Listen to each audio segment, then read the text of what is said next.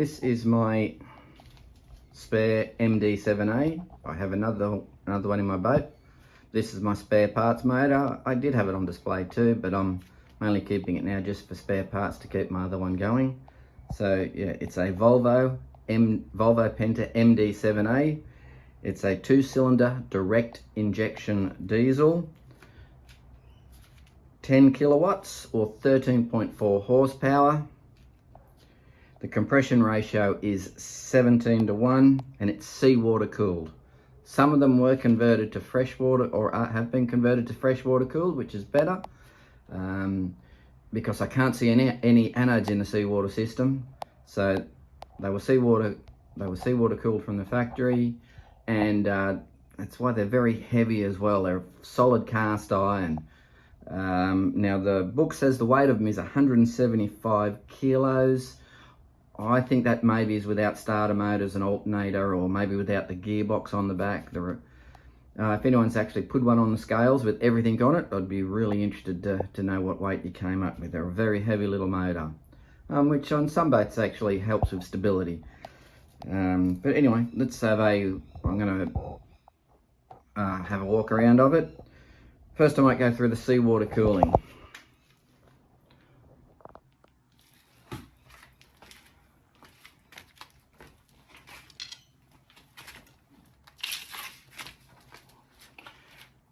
So it would start, or it should start through the hull. You have a through hull, and then you'd have a through hull sea cock sea strainer. From there, the water gets sucked in here. Now it can go up through this gallery here, or there's the same down the bottom. And that's the gearbox cooler. As the seawater goes through here, that's just where you can put another fitting there. It's not an anode. It goes through here and it helps cool the gearbox down. A fair bit of heat can be created in the gearbox, and that keeps that area cool, which would then transfer heat to the rest to help keep the rest of it cool. So through the gearbox, comes out the other side, comes here, comes to the pump, rubber impeller style pump. Now, after the rubber impeller style pump, which is positive displacement pump, pumps the water. From here, get my pointer again, it goes from the pump up here, goes up inside the bottom of the manifold here.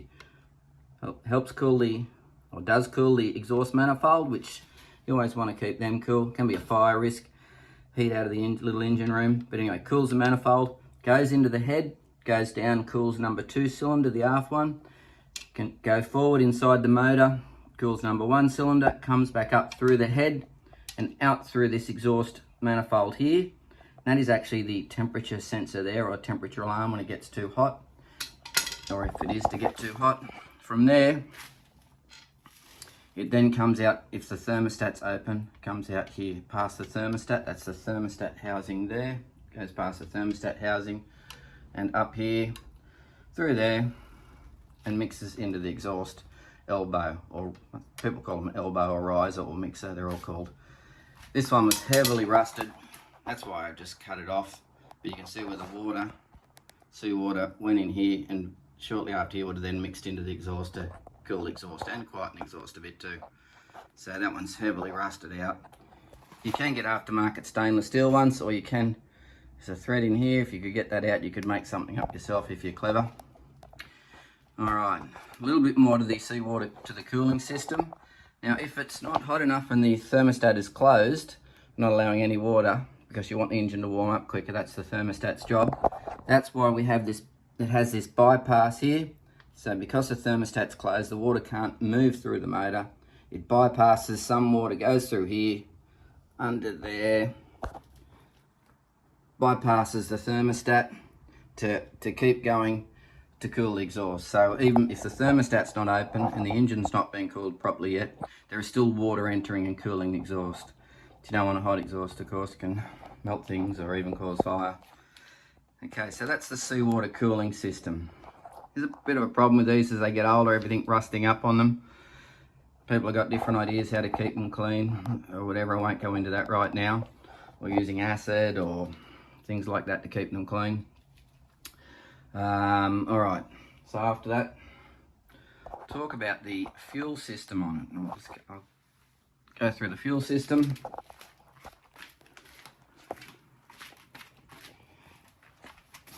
Now I've just got this little tank here. I've actually put ATF in it. It's not black engine oil, it's ATF. I just had some spare ATF. I wanted to put some nice thick oil through the system to protect it while it's sitting here. Where I live's quite close to the beach. There's always a lot of salt around, trying to stop things rusting.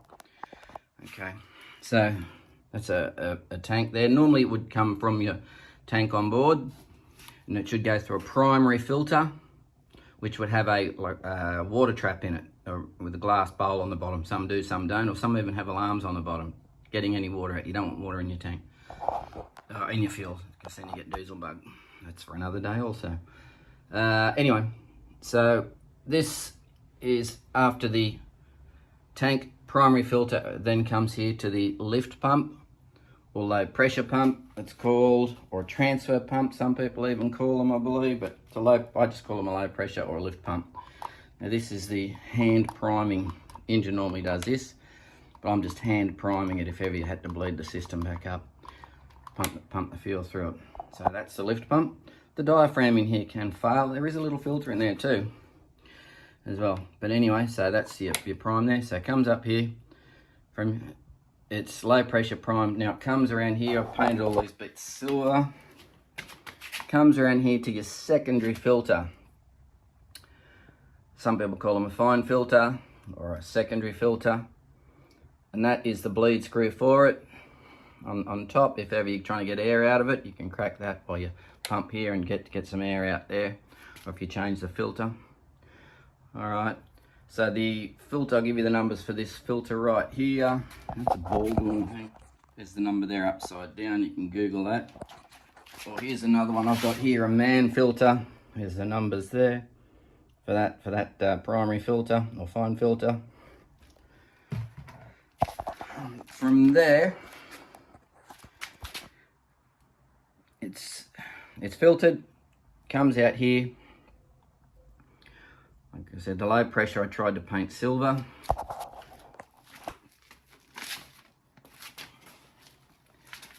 The low pressure, hard to see, it's tucked in here behind the seawall line into the, better to see here where it comes in here.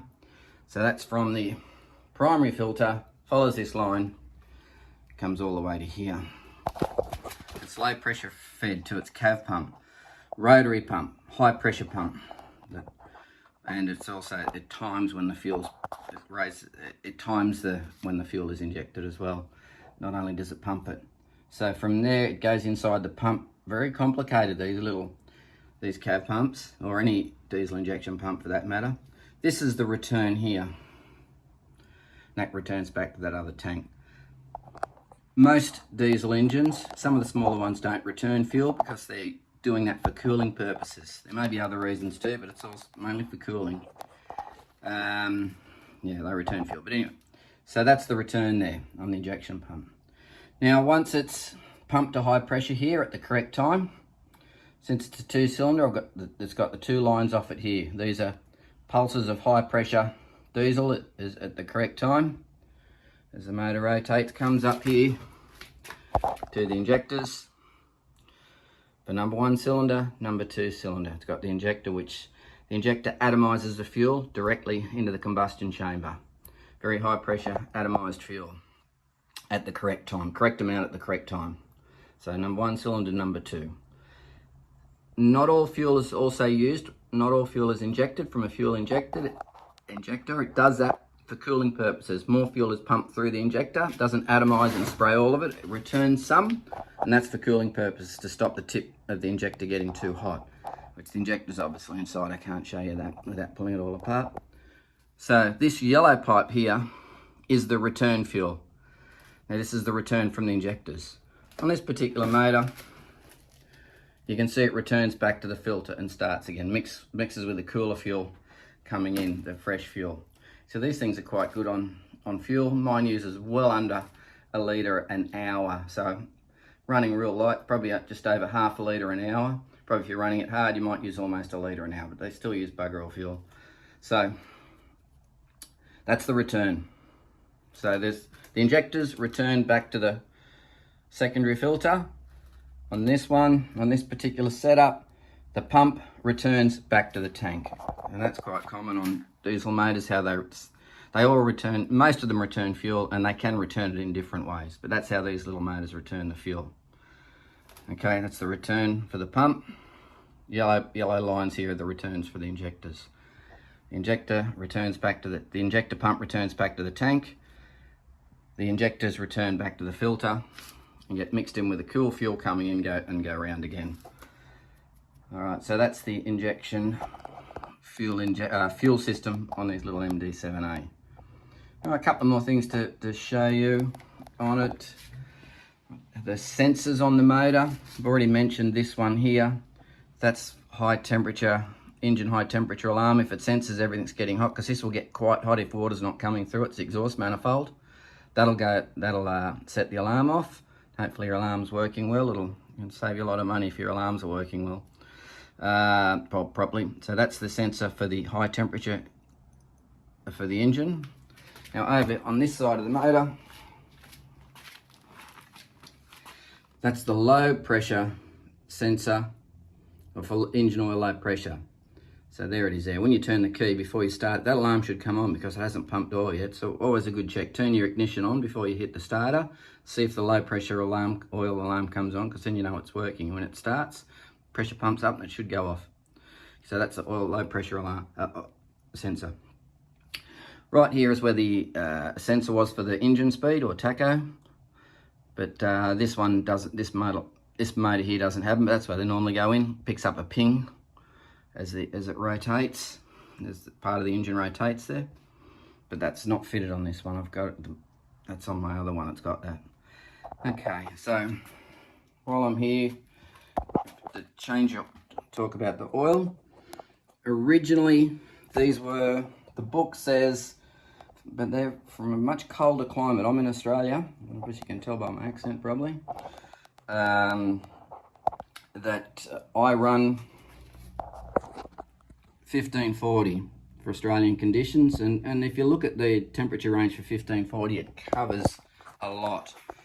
They recommended a 20, mono 20 or a mono 30 originally, and oils have improved a lot since these motors were manufactured, but everyone's got their own theory on it, but I use 1540, and I change it. The book says change it every 50 hours, and you change the oil filter every 100 hours. Now, like I said, oils have improved. You could go longer than that, but oil's quite cheap, so I change mine. I do about 100 hours on mine every year, so I change the oil twice a year and the filter once a year. And now if any oil, once it's in a motor, starts to deteriorate, so even if you're doing less hours than that, every 12 months change your oil, because oil, once it's in a motor, starts to break down, so you need to change it every 12 months. So if it's only got 10-20 hours on it, change it every 12 months. Oil's cheap. Okay, so that's the filter. This is a Ryco filter, Z418. You can cross-reference that. Like I said, it's a Ryco Z418.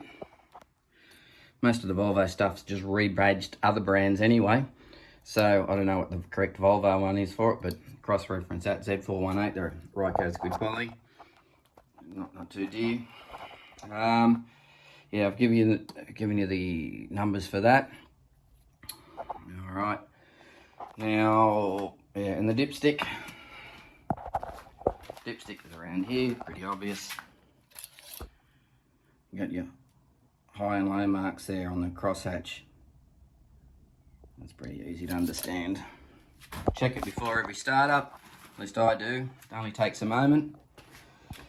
Okay, now you always check level and condition.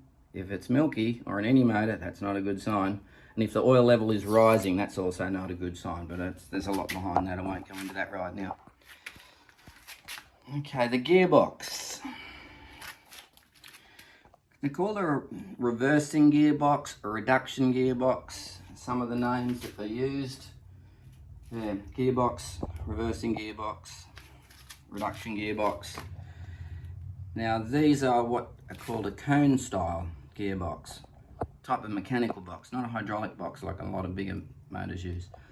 Yeah, so anyway, this is the gear selector here, a head or a stern. Now to check the oil on these, a lot of marine gearboxes, you should be having them, they should have run to pump oil up through the cooler and back to get the correct level, but these ones you don't need to. You can just check these at startup too. Check the level on the stick there, high and low, it's quite picking it up there. Height, 2 marks there, high and low. Now the book recommends mono 30. They recommend mono grade in the gearboxes because there's less additives in it, I believe is the reason behind it. Yeah, so the gearboxes still recommend mono, where most motors now have gone to recommending multi-grade, but gearboxes they still recommend a mono grade. There's less additives in it. Maybe they think the additives don't last. I don't know what the thought is behind it. But yes, that's the gearbox. Now, the head and the stern.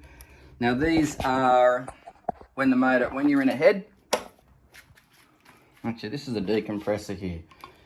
I always use the decompressor. I hit the starter, let the motor just spin up, and it gets up oil pressure. Once I've got oil pressure, I flick the decompressor and allow it to start. I like it to pump up oil pressure when I'm first start up for the day.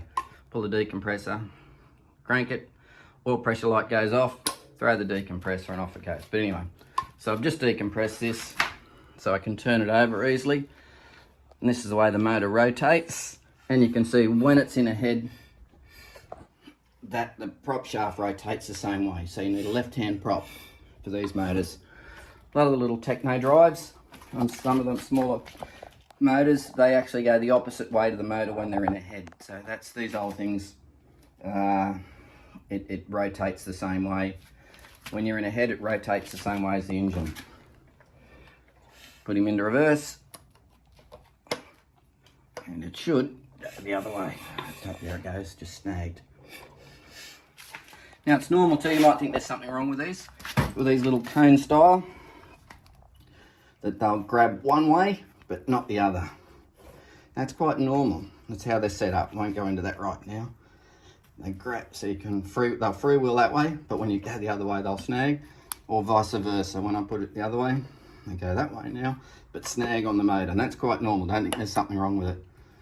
All right, yeah, mention the oil. Okay, that's about it. These motors, these little old 2 cylinders do tend to jump around a fair bit because they've got the big heavy flywheel on the front. Normally most motors have the flywheel in the middle, but they've got the big heavy flywheel on the front.